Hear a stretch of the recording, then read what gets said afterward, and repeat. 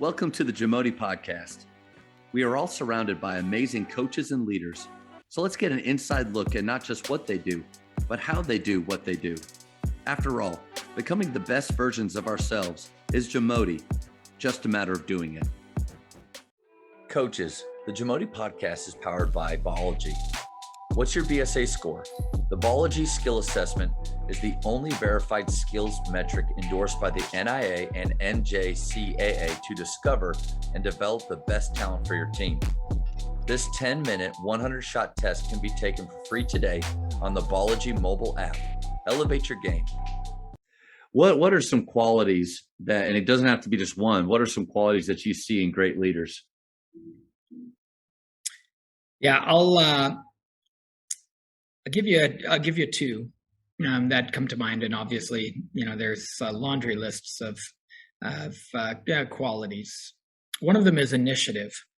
I think every great leader takes initiative for themselves, takes initiative for others. At PGC, we talk about doing more than your share. It's a player, a coach who's willing to do their share and more than their share. It requires energy, it requires commitment, but nothing happens without initiative. And it usually requires a leader to take initiative. If you think about seeing something that's not right.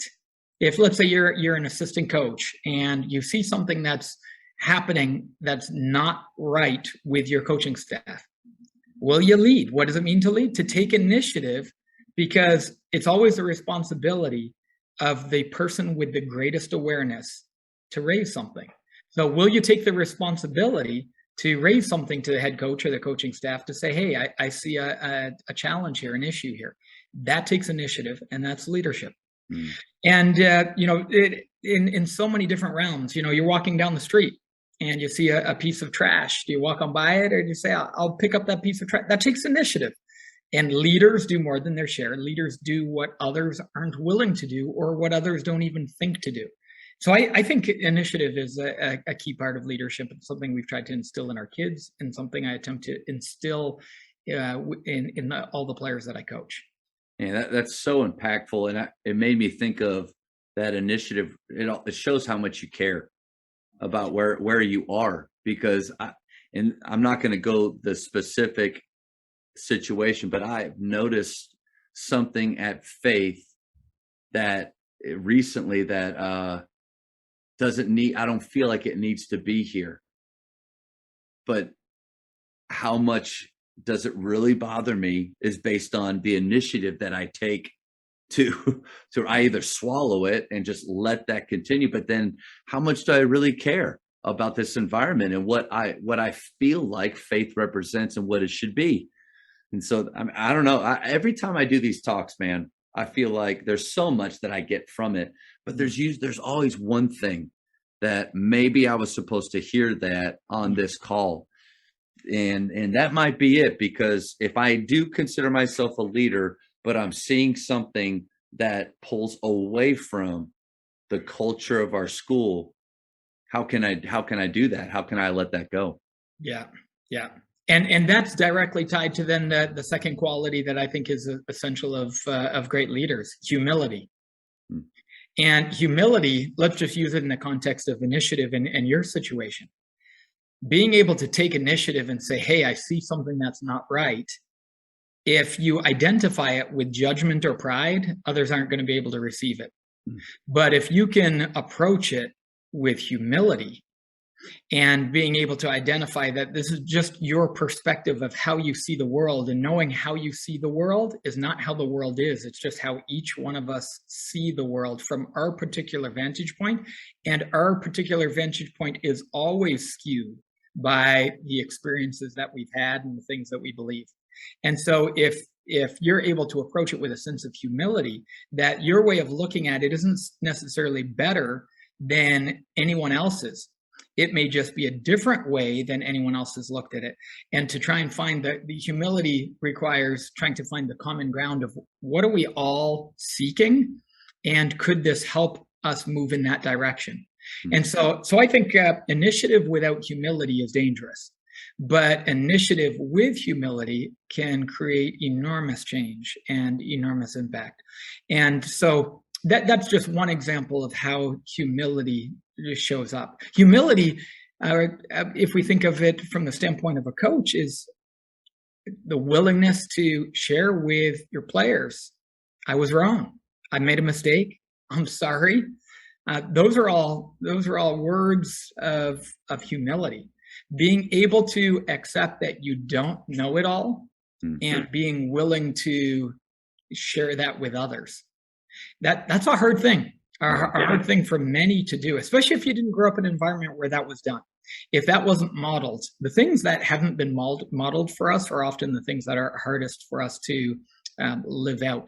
And so it can be helpful to see somebody do that well, and then you can, easily pick it up and learn from it. But if you haven't seen it, it can be terrifying to try and put into practice. But I think good coaches and good leaders and good parents and good teachers look for opportunities to actually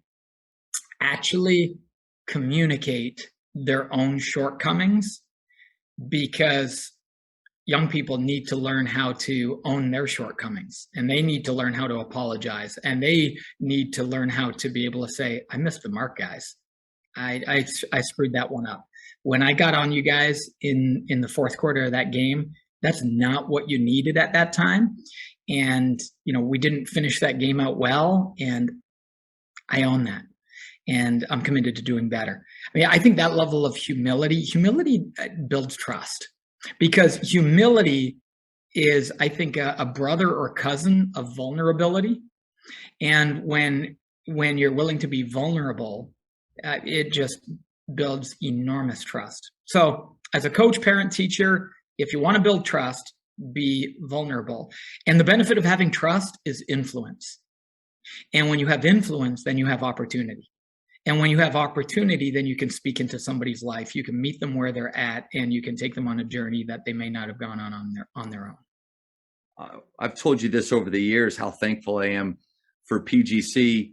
Not only as an athlete, you and I were athletes with Coach DiVinzio back in the day, but then also to come back around, and the direction that you and your staff have taken it, and just to be a part of that has been so special. But I don't know if you remember back to the first session that I was with Tommy Brown and another coach, and I was just supposed to be observing that weekend. I was just kind of getting back into the mix, and then we're sitting at our first meeting with Tommy and another coach, and they're like, "Well, Matt, which session do you want to take? Which classroom?" And I said, I thought I was just observing, but I'll do one. Haven't seen the curriculum since I did it as an athlete, 10 years prior. And then I'm sitting in my first classroom session. Man, I poured over those notes that night, and I took Point Guard Esoterica, that PG, and I made like a 2-hour talk because I had a point.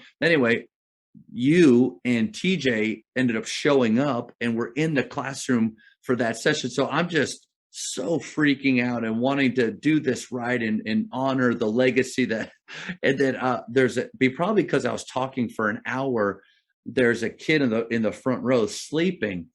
And instead of having any humility at all or understanding for where that athlete who was up late the night before probably didn't sleep great, because it's a little tiny mattress and there's a roommate. It's 8:00 in the morning, and I just clapped my hands. I went, "Hey, wake him up." And then you having the initiative, the love and care, humility at lunch that day to say, Matt, there's let's think, is there a better way that we could help that player choose to stay awake? It was just this huge mind shift for me. Like, hold on, wait, what are you talking about? I'm the coach. I'm just supposed to be able to tell him exactly what he needs to do, him do it if he wants to be good. That weekend alone, and then the next 5 summers, it really did have a big impact on me with how I communicated, because just thinking of how many coaches go into coach player talks without any humility or understanding of what the players going through, and it ends up just being very much a one-sided conversation that they have. So what a huge shift that those two things could provide for a coach. Yeah. And for a coach, here's a practical application, because as coaches, we want our players to meet us where we're at. And here's a sign of how you know if you're trying to get your kids in your class, your own children, or your players to meet you where you're at. You do most of the talking. And what you're basically conveying is, here's where I'm at, and I'm going to tell you how I want you to meet me where I'm at. Whereas humility often shows up in the form of, I want to meet you where you're at. And we're learning this because now we have our adult children. 2 of our boys just came home from college. And I realized I wanted them to meet me where I was at with some expectations that I had for them as they came home.